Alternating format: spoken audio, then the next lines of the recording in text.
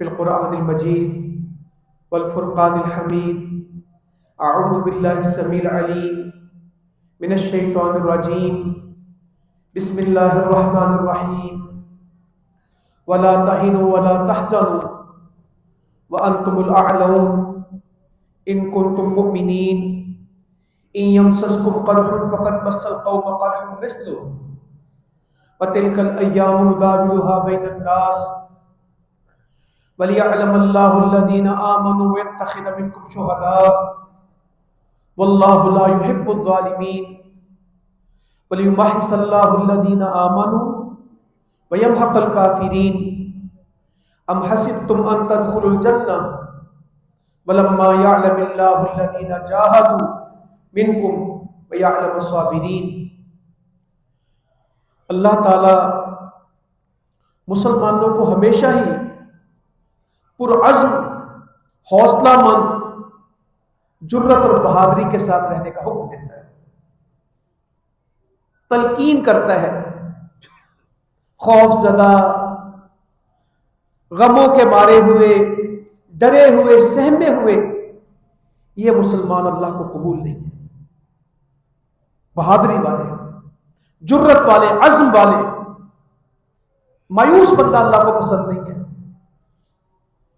حکم دیا ہے کہ کوئی بندہ بھی اللہ کی رحمت سے نا امید، وَلَا تَعِسُوا مِن رَوْحِ اللَّهِ لَا تَقْنَطُوا مِن رَحْمَتِ اللَّهِ. مایوس تو وہ ہوگا جس کا اللہ کے ساتھ تعلق نہیں ہے. جس کا اللہ سے تعلق ہے وہ ہمیشہ پر امید ہوگا. تو ہمارا آج مسلمانوں کا ایک بہت بڑا مسئلہ ہے کہ نا امیدی بہت ہے، مایوسی بہت ہے.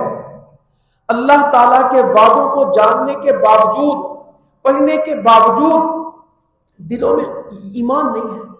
وہ جی مسلمانوں کا وقت اب ختم ہو گیا، ساڈے تے کدی چنگا وقت نہیں آنا. مسلمان نے کٹی کھان گے وہ کتے نہیں جی کشمیر آزاد ہونا، 5 فروری کر لو، جو مرضی کر لو، جہاد نہ لو، غزہ کا کدی مسئلہ حل نہیں ہونا، بیت المقدس نہیں آزاد ہونا.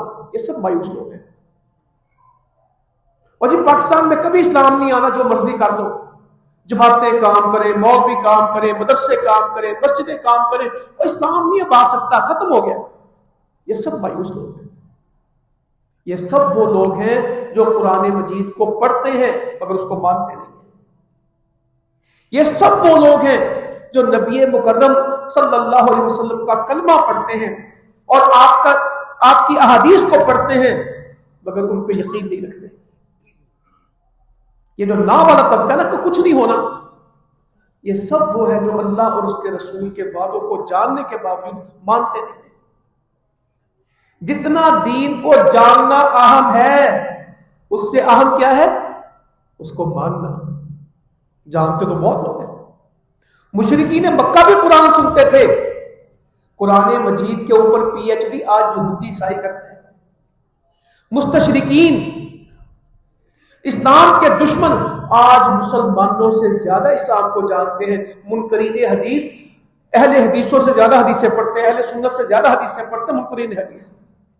مگر پڑھتے کس لیے؟ ماننے کے لیے کہ انکار کے لیے؟ پڑھتے ہیں، یاد ہوتی ہیں مگر انکار کرتے ہیں. نہیں، انشاءاللہ ہم نے اللہ کے وعدوں پہ یقین کرنا ہے. بالکل اسلام غالب آئے گا، یہ اللہ کا فیصلہ ہے.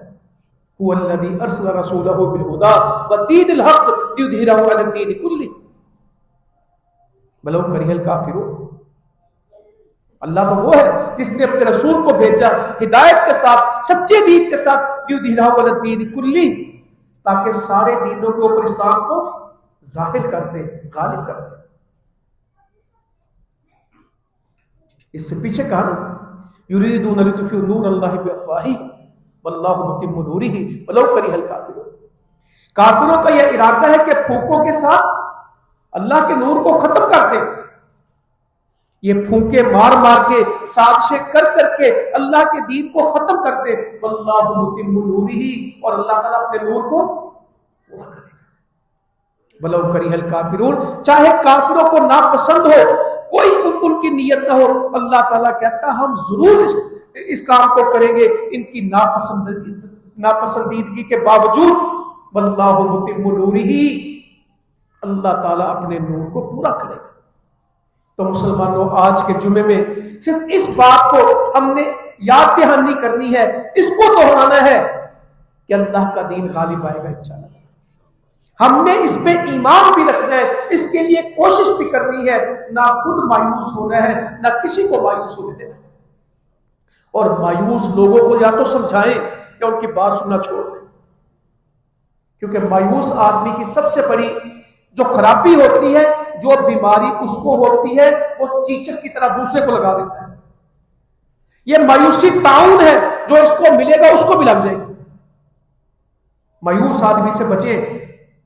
اس وقت جو ہمارے خلاف جنگ ہے مسلمانوں کے خلاف، وہ ہتھیاروں کی کم ہے اور میڈیا کی، کیمرے کی، اس مائک کی، اس انٹرنیٹ کی جنگ زیادہ ہے۔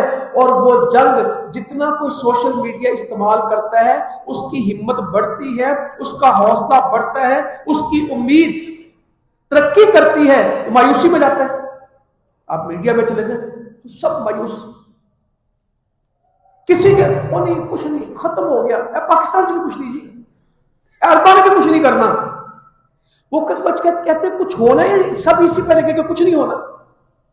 نبی کریم صلی اللہ علیہ وسلم فرماتے ہیں، اللہ تعالیٰ نے زمین کو میرے لیے سمیٹ دیا، ساری زمین میرے سامنے سمیٹ دی، اور اس کے دونوں کنارے مجھے دکھا دیے، اس کی دونوں مشرقیں اور دونوں مغربیں مجھے دکھا دی، اور اس کے درمیان کیا دکھایا؟ اسلام کی حکومت۔ ایک پاکستان میں، ایک سعودی عرب میں، خلیج میں، چند ملکوں میں اسلام کی حکومت کے سارے کونے زمین کے دکھائے، ساری زمین میرے سامنے سمیٹ دی، اور سب کے اندر حکومت تھی اسلام۔ اور جتنی مرضی کوشش کریں، مولویوں کو کتنے ووٹ دے رہے، اسلام نہیں آنا پاکستان سے، اور پائیے جو مرضی کریں، کام تھوڑی ہونا۔ اچھا، مجھے ایک آدمی کہنے لگا، بڑی تکلیف کی بات ہے، غزہ کا مسئلہ چل رہا ہے، تو ہم کہتے ہیں ان کے لیے دعا بھی کیا کریں، کوشش بھی کیا کریں، خرچ بھی کیا کریں۔ مسلمانوں کے لیے بس دعائیں رہ گئی ہیں، انہیں بس دعائیں کرنی اور کچھ نہیں کر سکتے۔ اچھا بھی جو بندہ دعا کر سکتا ہے وہ اس کو کرنی چاہیے کہ نہیں کرنی؟ یہاں سے کتنے وہاں جا سکتے ہیں؟ عملی طور پہ بتائیں، پریکٹیکلی بتائیں، کتنے بندے پاکستان سے، لاہور سے فلسطین جا سکتے ہیں؟ اس کی عملی شکل بتائیں۔ یہاں رہ کے ہم کیا کر سکتے ہیں؟ دعا کر سکتے ہیں، اور دعا مومن کا ہتھیار ہے۔ نبی صلی اللہ علیہ وسلم فرماتے ہیں اس امت کی مدد کس سے کی جاتی ہے؟ دعا سے، نماز سے، اخلاص سے۔ تین باتیں بتائی امت کے لیے۔ اس امت کی مدد تین چیزوں کی بنیاد پہ کی جاتی ہے، ایک دعا ہے، ایک نماز ہے، اور ایک اخلاص ہے۔ تینوں کمال کی باتیں اللہ تعالیٰ کسی کو عطا فرماتے ہیں۔ اس کی زندگی میں دعا شامل ہو جائے، اس کی زندگی میں نماز شامل ہو جائے، وَاسْتَعِينُوا بِالصَّبْرِ وَالصَّلَاةِ، جتنی بھی مشکل ہو وہ نماز پڑھتا ہے، اور صبر اور نماز کے ساتھ اس کو مدد مل جاتی ہے۔ وہ مشکل میں آتا ہے تو سجدہ کرتا ہے، خوشی ملتی ہے تو سجدہ کرتا ہے۔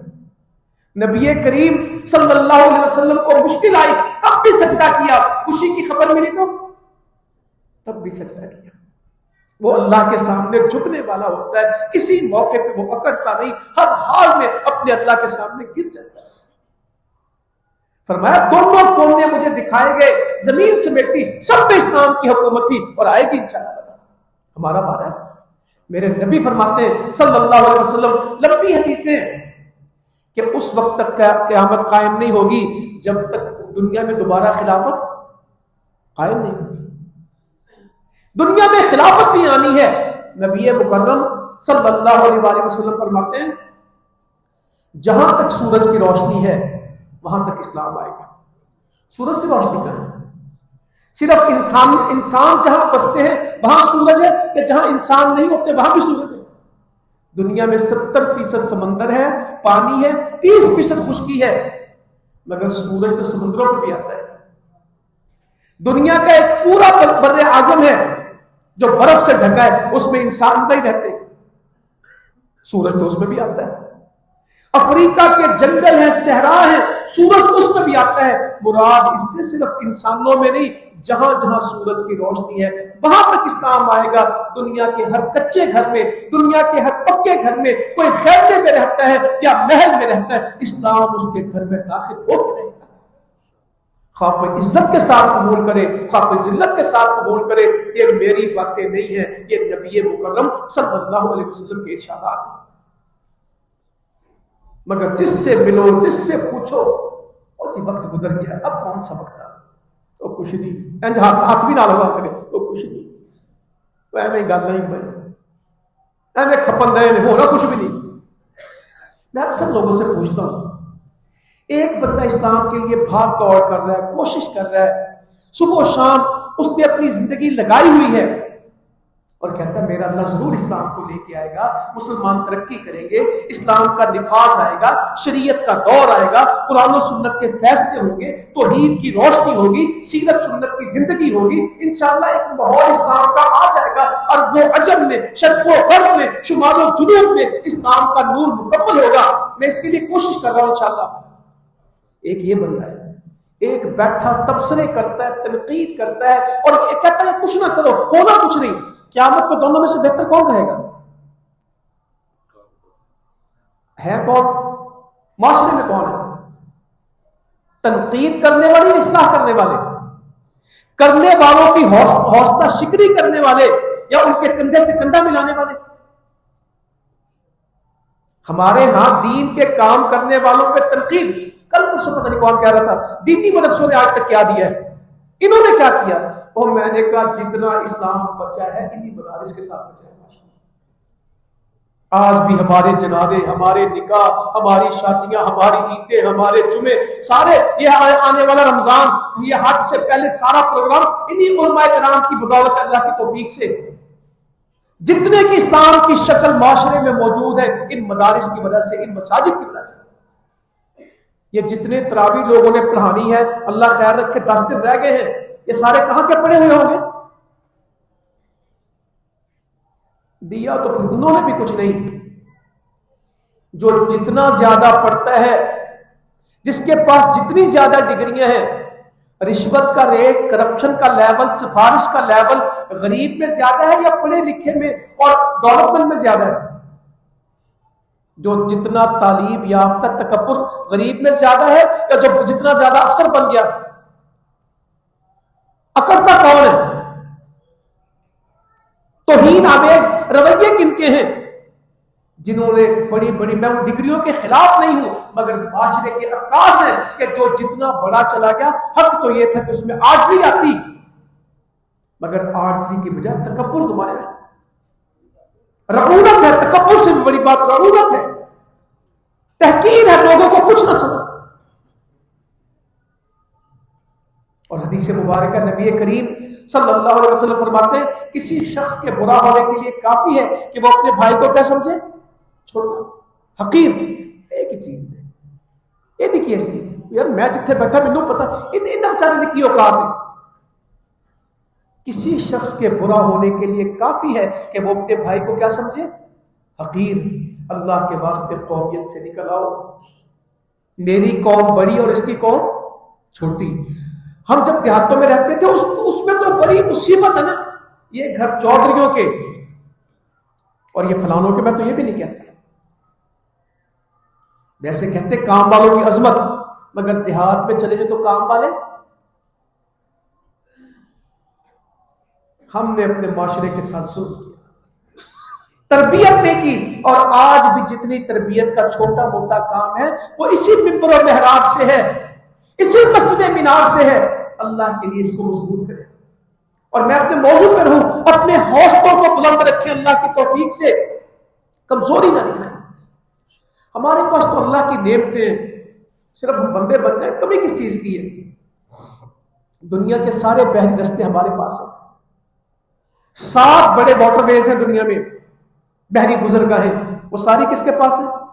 گہرے سمندر ہمارے پاس، ٹیکنالوجی ہمارے پاس، آج بھی سونا چاندی معدنیات کے ذخائر مسلمانوں کے پاس۔ 200 کروڑ لوگ، 2 ارب کی آبادی تھوڑی نہیں ہوتی، 58 اسلامی ملک تھوڑے نہیں ہوتے۔ دنیا کے سائنٹسٹ مسلمانوں کے پاس، دنیا کے ڈاکٹرز مسلمانوں کے پاس، دنیا کے انجینئرز مسلمانوں کے پاس، دنیا کی کیا چیزیں ان کے پاس نہیں ہیں، مگر اسلام کو بنا رہے ہیں، گھروں کو بنا رہے ہیں۔ علامات قیامت نے نبی مکرم صلی اللہ علیہ وسلم نے فرمایا کہ بھوکے لوگ، ننگے بدن، ننگے پاؤں، بکریاں چرانے والے، اونٹ چرانے والے، بلڈنگز بنانے میں، عمارتیں بنانے میں ایک دوسرے سے مقابلہ کریں گے۔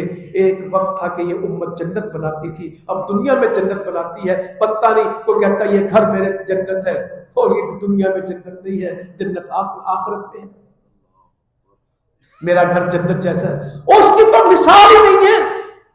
جنت تو اس دنیا میں دکھائی نہیں دیتی۔